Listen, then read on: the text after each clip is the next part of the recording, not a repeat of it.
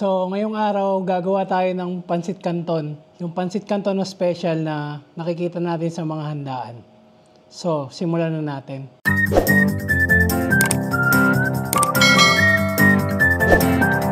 So, una, ipiprepare lang natin yung mga ingredients. Start tayo sa sibuyas.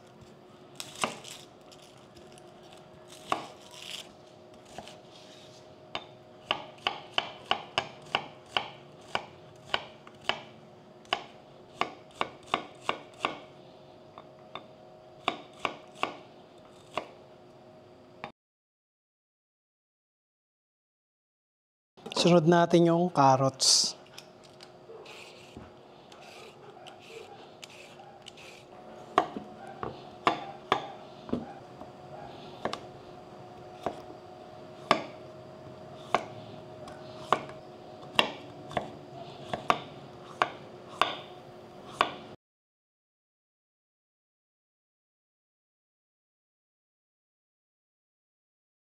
Then sunod natin yung mga bell peppers.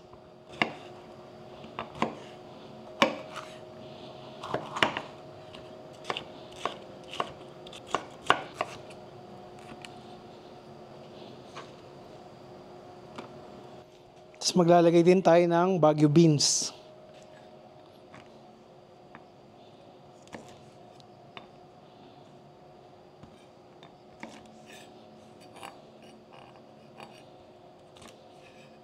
At para mas maging mabango yung pansit natin, maglalagay tayo ng celery.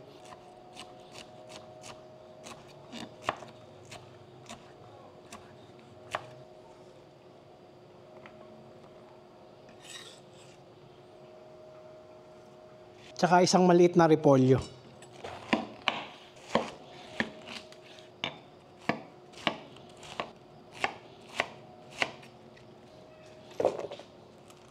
So, after nating i-prepare lahat ng mga ingredients natin, magsisimula na tayo sa pagluluto. So, unahin natin tong pork belly. So, lulutuin lang natin siya sa sarili niyang mantika. So, pork belly. Tapos maglalagay lang tayo ng kaunting tubig. Lagyan na rin natin ng konting asin.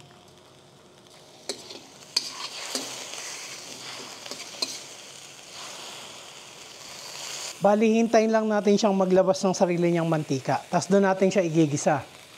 Pero kung hindi naman kayo kumakain ng baboy, pwede niyong alternative is chicken o seafood, pwede rin.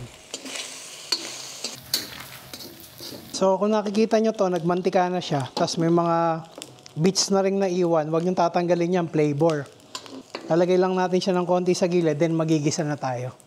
So unahin natin ilagay yung mga sibuyas.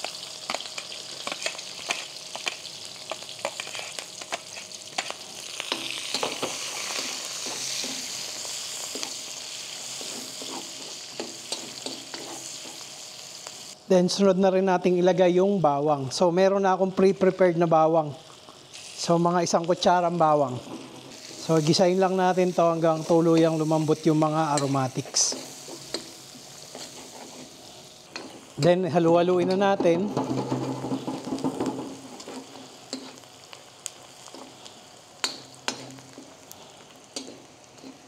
Sunod naman natin yung atay ng baboy.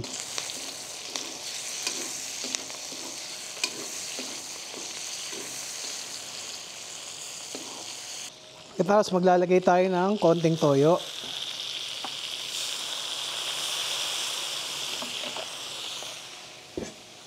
Tsaka ng black pepper. Pagkatapos, maglalagay din tayo ng oyster sauce.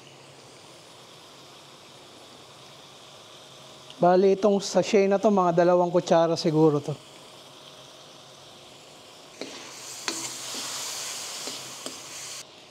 Then, sunod naman natin ilalagay yung mga gulay natin. Unahin natin yung carrots.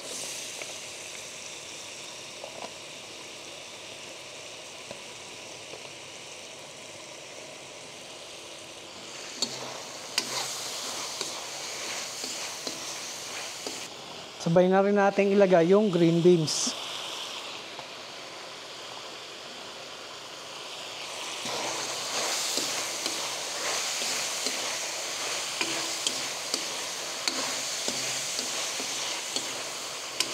Then after mga 5 minutes, lalagay na rin natin tong kinchay at bell pepper.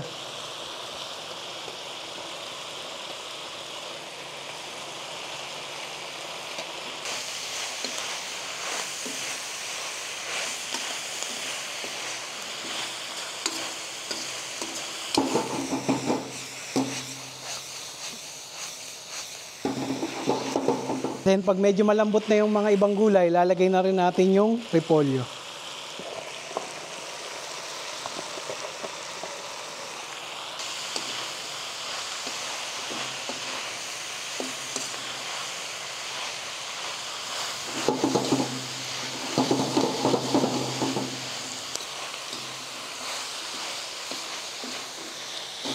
So kapag malambot na yung mga gulay natin, isa-set aside muna natin siya.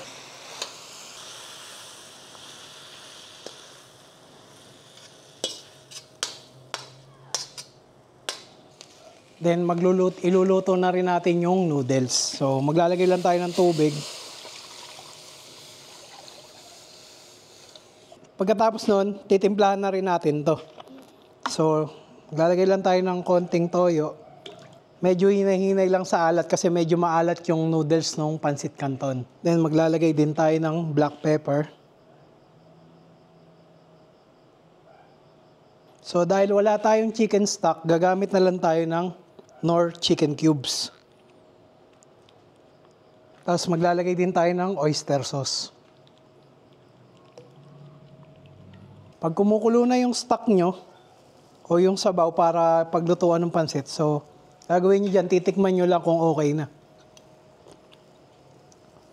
So medyo kulang pa siya ng alat, dadagdagan ko pa siya ng konting toyo. Then pag kumukulo na siya, pwede na natin ilagay yung Pancit Canton noodles.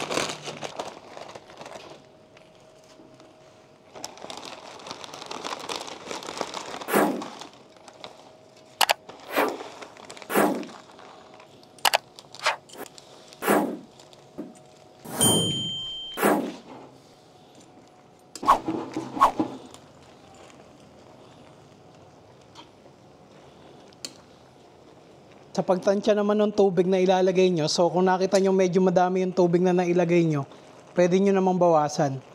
Pero huwag kayong mag-alala kasi i-absorb din naman ng pansit yung tubig. Tapos ako kasi medyo sinadya ko medyo marami. Gusto ko kasi medyo saucy yung pansit. Then kapag malapit na maluto yung noodles natin, ibabalik natin yung hinango nating gulay kanina. Yung kalahati lang. Kasi yung kalahati gagawin nating toppings o garnish.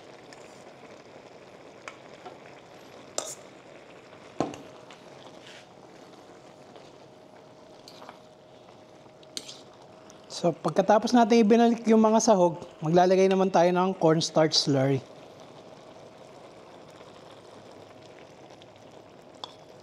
Para lumapot yung sauce.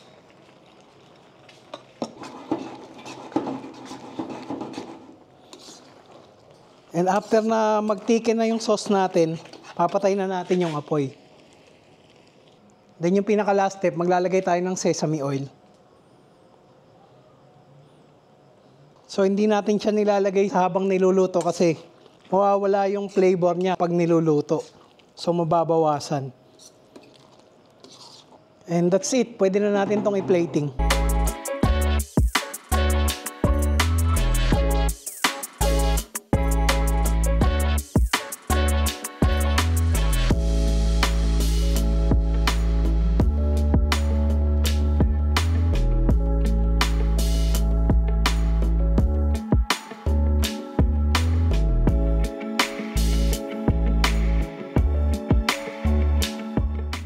And that's it. Okay na yung ating Pancit Canton. So, gagawin natin ngayon, titikman natin siya.